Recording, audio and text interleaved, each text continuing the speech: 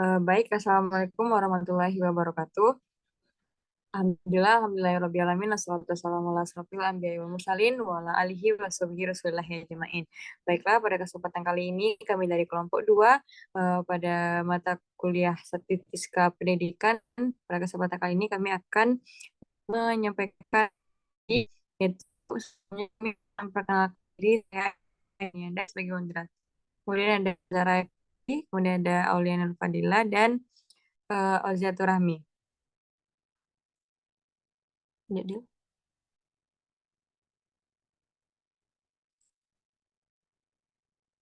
nah, untuk materi yang pertama akan disampaikan oleh Zara, yaitu mengenai data dan jenis data. Kepada Zara, disilakan. Baiklah, terima kasih kepada Aini atas kesempatannya. Baiklah, pertama materi pertama kita itu tentang data.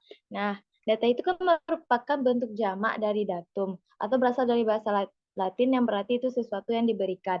Nah, jadi dapat disimpulkan data itu merupakan sebagai keterangan yang diperlukan untuk memecahkan suatu masalah. Dan data juga dapat diartikan sebagai catatan atas kumpulan fakta-fakta. Nah, di sini ada jenis-jenis data pada penelitian. Nah, di sini terlihat ada data itu terbagi dua, itu ada kualitatif dan kuantitatif. Di kuantitatif itu ada discrete dan continue.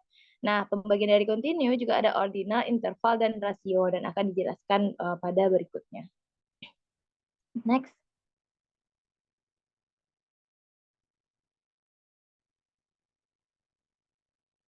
Nah, ada jenis-jenis data. Data ini dikelompokkan ke dalam beberapa jenis. Yang pertama itu ada data hasil penelitian dapat dikelompokkan menjadi dua, yaitu data kualitatif dan data kuantitatif. Nah, apa sih itu data kualitatif?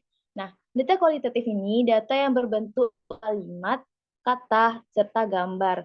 Nah, data ini lebih melihat kepada proses dibandingkan hasilnya karena didasarkan pada deskripsi proses, bukan didasarkan pada analisis. Nah, contohnya seperti ini. Analisis media dalam pelajaran IPA pada perubahan energi. Nah, berikutnya itu ada data kuantitatif. Uh, dari yang kita tahu, kuantitatif itu kan berbentuk angka. Nah, data kuantitatif ini diperoleh dari hasil pengukuran. Nah, data ini didasarkan pada analisis matematis. Contohnya gini, di suatu kelas itu nilai ujian statistik Andi 75 atau berat badan Tono itu 49 kilo. Nah, itu kan menunjukkan sebuah angka. Next.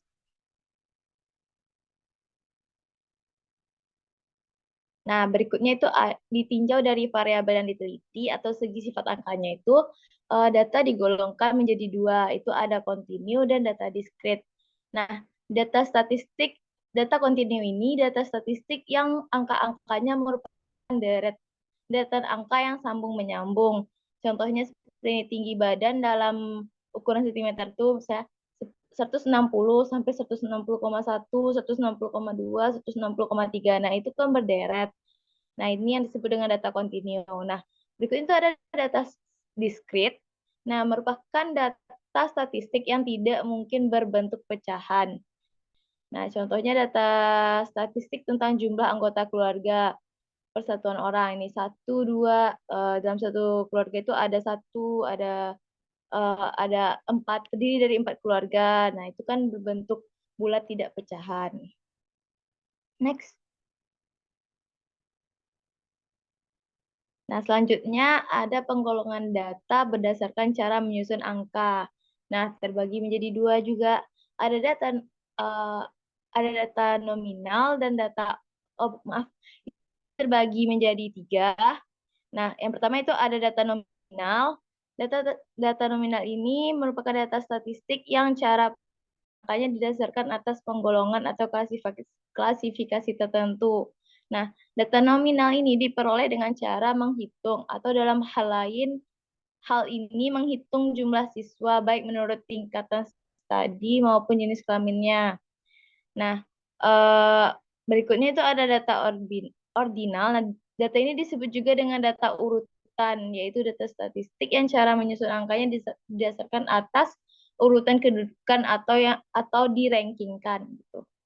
Next.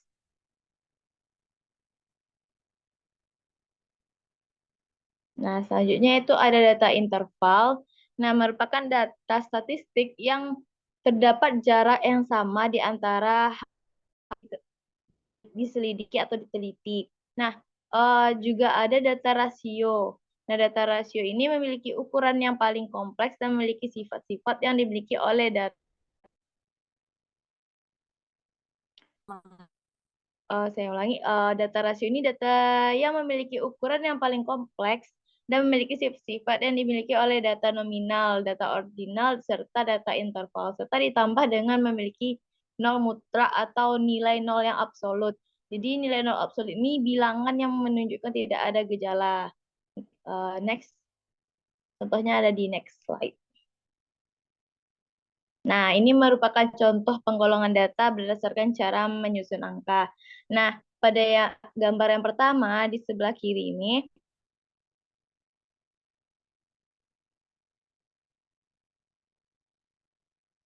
nah, jadi ini pada gambar yang pertama di sebelah kiri ini dapat kita lihat ini merupakan contoh data nominal.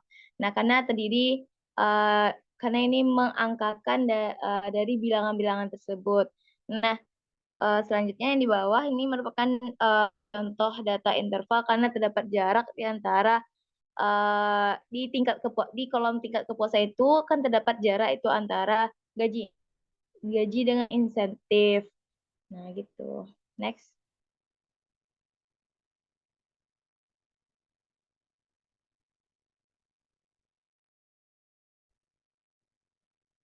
Nah, berikutnya ada contoh penggolongan berdasarkan cara menyusun angkanya. Di sini ada bagian ordinal dan rasio. Dan dapat terlihat ordinal itu terdapat pada ranking.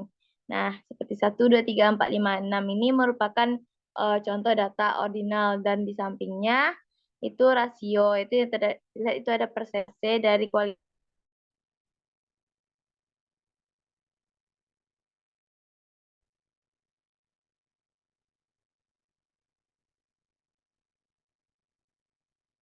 Itu ada data pengelolaan data berdasarkan sumbernya, ada data primer, primer data dan data sekunder. Ini merupakan data statistik yang bersumber pertama first hand data.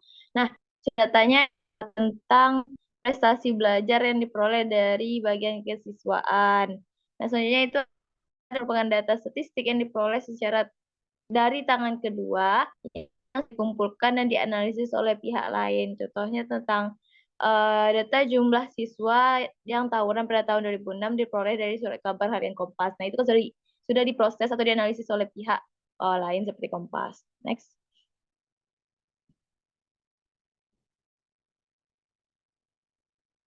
Nah, ada juga penggolongan data berdasarkan bentuk datanya. Ada data tunggal dan data yang masing-masing angkanya merupakan satuan unit. Dapat terlihat di PPT itu seperti 40, 71, 54 itu merupakan data tunggal.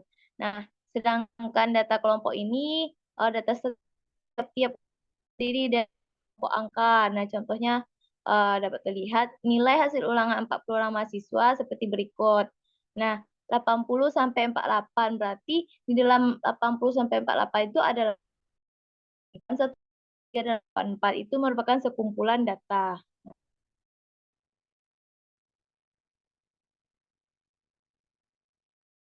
Nah, ada juga kan kumpulannya ada data seketika atau cross section data dan data urutan waktu. Data seketika ini data statistik yang mencerminkan keadaan pada satu waktu saja atau at a point time. Jadi contoh dosen di pendidikan itu pada tahun ajaran 2022 orang dan pada tahun 2022-2023 saja. Jadi pada saat itu data urutan waktu merupakan data statistik yang mencerminkan keadaan atau perkembangan mengenai sesuatu hal dari satu alokasi waktu ke waktu yang dosen di Prodi Pendidikan IPA pada tahun ajaran 2016 sampai dengan 2024 itu berjumlah 18 orang. Tentang waktu akan dari 2016 sampai 2024. Next.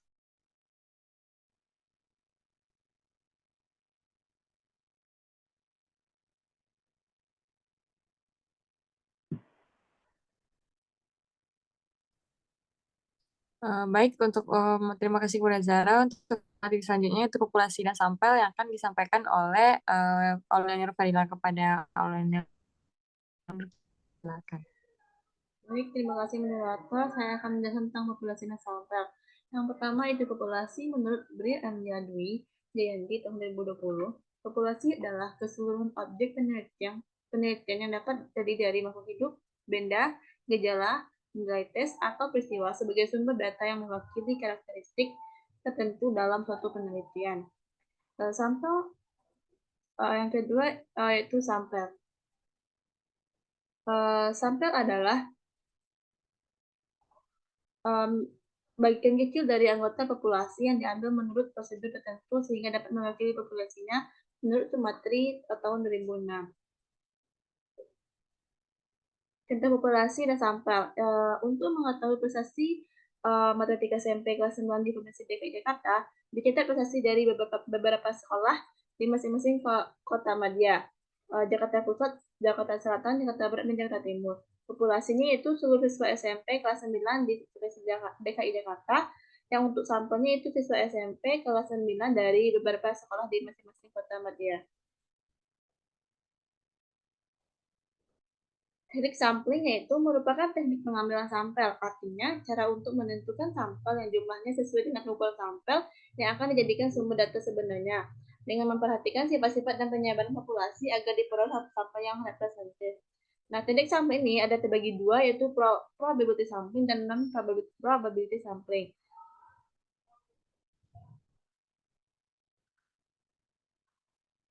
Berikut teknik sampling yang sering digunakan. Yang pertama itu teknik sampel acak sederhana. Teknik ini dilakukan secara acak tanpa mempertimbangkan strata yang ada dalam sebuah populasi. Cara ini ditempuh apabila populasi dianggap homogen. Yang kedua, sampel stratifikasi. Teknik ini digunakan apabila populasi mempunyai anggota atau karakteristik yang tidak homogen dan berstrata secara proporsional. Yang ketiga itu sampel sistematik. Nah, teknik pengambilan sampel ini berdasarkan urutan dari anggota populasi yang telah diberi nomor urut. Yang terakhir itu sampel kelompok atau cluster. Digunakan untuk menentukan sampel bila objek yang akan diteliti atau sumber data yang sangat luas, misalnya penduduk atau negara, provinsi atau kabupaten. Salah sampel yaitu akurasi atau ketetapan, yakni tidak tingkat ketidakadaan langsung bias atau kekeliruan dalam sampel. Adapun manfaat sampel yaitu yang pertama estimasi atau penafsiran, yang kedua itu pengujian hipotesis, dan terakhir itu prediksi atau peramalan. Hubungan judul penelitian, jenis data, populasi, dan sampling, yaitu pada judul penelitian. Di judul penelitian terdapat dua variabel atau lebih yang diangkat dari seluruh permasalahan. Pada judul penelitian tersirat jenis data yang digunakan oleh peneliti, dan pada judul terdapat tempat peneliti maupun penelitiannya, sehingga populasi dan teknik pengambilan sampling dilakukan oleh peneliti sehingga peneliti berdasarkan lokasi atau subjek yang tercantum di judul penelitian tersebut. Contohnya itu pada jurnal pengaruh gambar kerja serta didik atau KPD berbasis Guided Discovery terhadap keterampilan proses sains atau KPS dan hasil belajar serta didik kelas 8. Nah, berdasarkan contoh di atas dapat diketahui bahwa penelitian tersebut merupakan jenis data kuantitatif dengan populasinya adalah siswa IPA kelas 8 SMP. Baik, terima kasih moderator. Saya akan berikan pada moderator.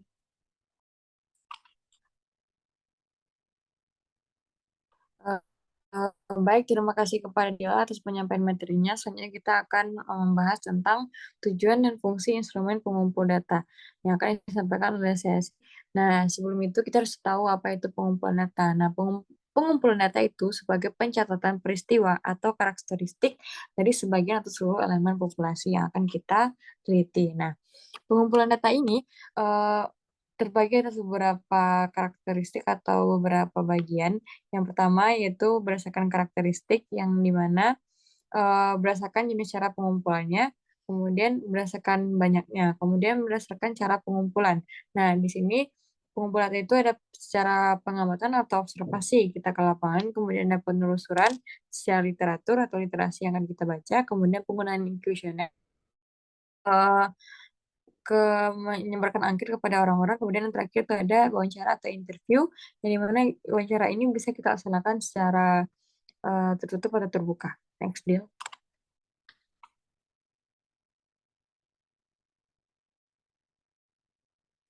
Selanjutnya ada instrumen tes, yang dimana instrumen tes ini untuk mengukur pengetahuan, keterampilan bakat, dan kemampuan dari subjek penelitian. Nah, lembar instrumen ini biasanya itu berupa tes-tes atau berisi soal-soal yang terdiri atas butir-butir soal, yang dimana setiap butir soal itu mewakili waktu jenis variabel yang diukur, untuk mengukur satu variabel. Nah, kemudian adalah instrumen interview, yang dimana eh, instrumennya itu terdiri dari suatu bentuk dialog yang dilakukan oleh peneliti untuk memperoleh informasi dari responden yang dinamakan dengan interview. Nah, instrumen ini dinamakan dengan pedoman wawancara atau interview guide. Next, deal.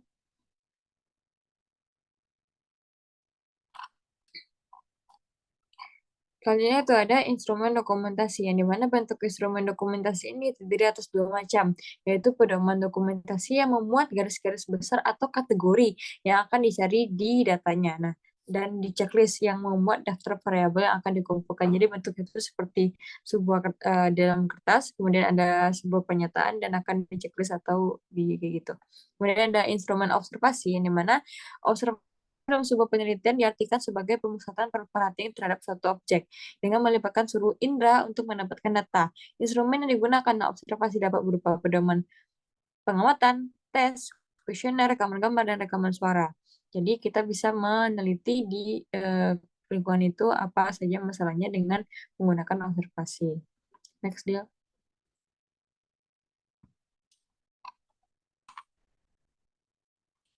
Selanjutnya ada Focus Group Discussion atau FGD adalah sebuah teknik pengumpulan data dalam penelitian kualitatif, khususnya di kualitatif karena focus group discussion ini adalah sebuah teknik pengumpulan data yang dimana focus group discussion ini dilakukan untuk mengumpulkan data tertentu, bukan untuk diseminasi informasi dan bukan pula untuk membuat sebuah keputusan. Jadi cuma untuk mendiskusikan aja. Kemudian adalah wawancara mendalam, in-depth interview, yang dimana in-depth interview ini adalah sebuah proses memperoleh keterangan untuk tujuan penelitian dengan cara tanya jawab sampai bertatap muka antar pewawancara dengan si informan atau orang yang akan diwawancarai. Nah, dengan atau tanpa menggunakan pedoman atau guide atau wawancara di mana pewawancara terlibat dalam kehidupan sosial informan. Jadi orang terdekat dari si informan.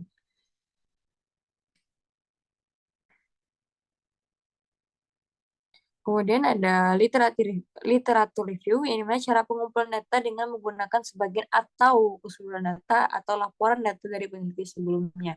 Jadi kita membaca sebuah penelitian, dari penelitian yang telah dilakukan kita mengambil kesimpulan di sana. Kemudian ada kuesioner atau angket, di mana pengumpulan data menggunakan daftar pertanyaan atau angket atau daftar isian terhadap objek yang akan kita teliti.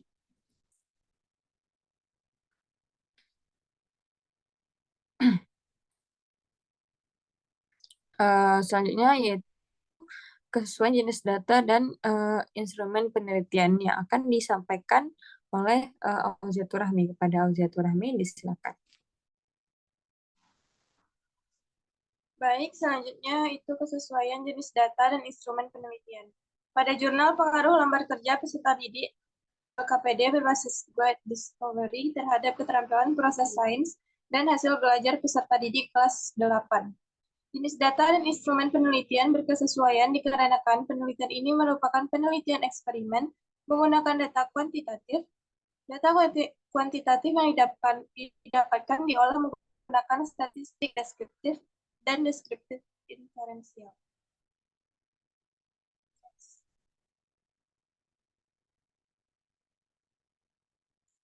Kemudian masuk contoh.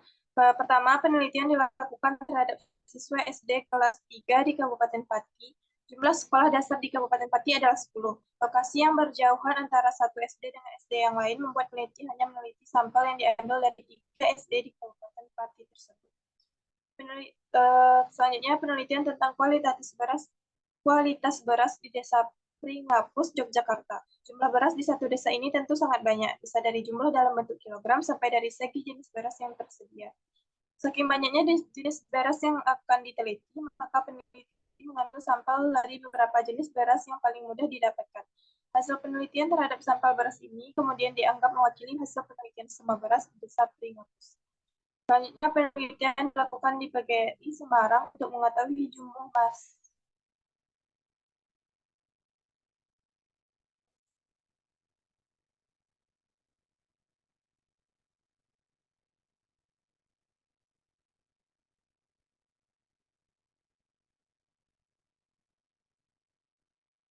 Kemudian penelitian dilakukan di PGRI Semarang untuk mengetahui jumlah siswa masuk kejuaraan PGSD. Diketahui jumlah mahasiswa di PGSD ini sangat banyak sampai ribuan. Maka peneliti kemudian mengambil sampel beberapa mahasiswa saja. Katakanlah hanya melakukan penelitian terhadap 25 atau 50 mahasiswa PGSD. Next.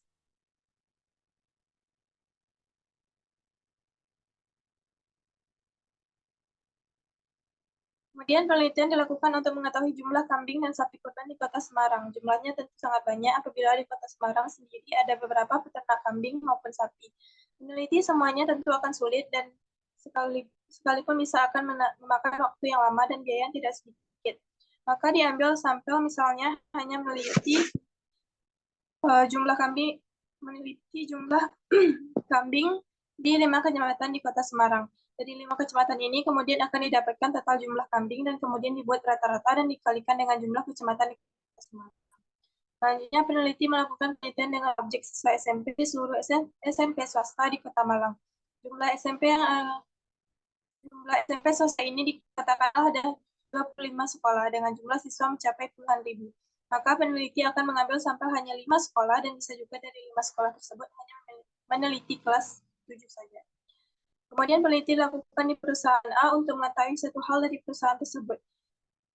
Jumlah karyawan di perusahaan A adalah 300 orang dan akan membutuhkan waktu lama jika melakukan wawancara ke semua karyawan. Maka diambil sampel hanya melakukan wawancara kepada 10 karyawan atau mungkin sampai 50 karyawan. Next. Kemudian ada data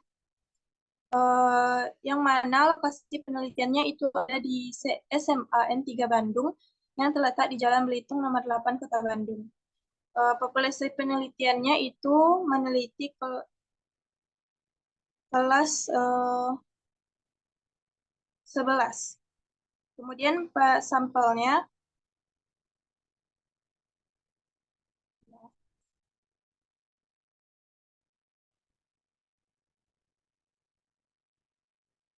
peneliti tidak mungkin mengambil sampel. Jadi dalam peneliti ini, peneliti tidak mungkin mengambil sampel dari semua siswa yang berjumlah 325 orang. Teknik pengambilan sampel menggunakan probability sampling dengan simple random sampling yang pengambilan sampel secara acak dari populasi karena populasi dianggap homogen. Adapun menurut Ari Kunto, apabila jumlah subjeknya kurang dari 100, maka lebih baik diambil semuanya sehingga penelitiannya merupakan penelitian populasi. Tetapi apabila jumlahnya lebih besar, maka diambil sebesar 10-15% atau 20-25% atau lebih. Oleh karena itu, jumlah sampel yang ditentukan sebanyak 15% dari populasi. Jumlah seluruhnya adalah 15/100 dikali 325 sama dengan 49. Jadi sampel penelitian ini sebanyak 49 orang siswa dengan rincian sebagai berikut. Kelas 11 IPA 7 16 orang, 11 IPA 8 16, 11 IPA 9 17 sehingga totalnya jadi